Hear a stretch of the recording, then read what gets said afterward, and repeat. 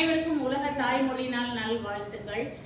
இன்றைய இந்த தாய்மொழி நாளில் நம்ம என்ன பார்க்குறோம் அப்படின்னு பார்த்தீங்கன்னா, இந்த எழுத்துக்களை பாருங்க, ஊ அப்படின்னு உச்சரிப்போம், இதை ஔ அப்படின்னு உச்சரிப்போம். ரெண்டுமே நெடில் எழுத்து தான். இதில் பார்த்தீங்கன்னா இதில் என்ன சொல்லுவோம் அப்படின்னா, ஊ போட்டு லா போடு அப்படின்னு சொல்லி கொடுப்போம்.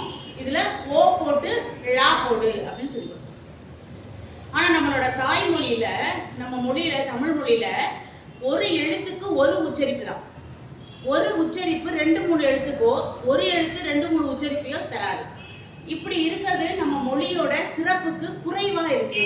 அப்போ இன்றைய சிறப்பான நாளில் நம்ம என்ன பண்ணணும் அப்படின்னு கேட்டிங்கன்னா, இந்த ஊ போட்டு லா போட்டு பார்த்தீங்களா, இந்த வரி வடிவம் எப்படி இருந்தது அப்படின்னா, ஒரு கொம்பும் ஒரு காலும் போட்டு கொம்பு கால் அப்படின்னு இருந்துச்சு.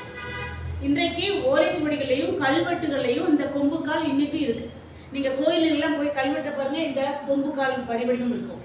அப்போ நம்ம எப்படி சொல்லி கொடுக்கணும் குழந்தைங்களுக்கு அப்படின்னா, ஊ போட்டு கொம்பு கால் போடு, ஓ போட்டு கொம்பு கால் போடு அப்படின்னு சொல்லி கொடுக்கணும்.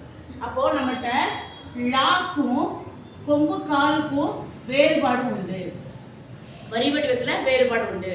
அப்போ நம்ம மொழியை, நம்ம எழுத்துகளுக்கு, நம்மளோட ஒவ்வொரு எழுத்துக்கும் ஒவ்வொரு வரி வடிவம், ஒவ்வொரு ஒலி வடிவம் உண்டு அப்படிங்கிற அந்த சிறப்பை இந்த தாய்மொழி திருநாளில் எல்லாரும் கடைபிடிக்கணும்னு வேண்டி கேட்கிறேன். நன்றி, வணக்கம்.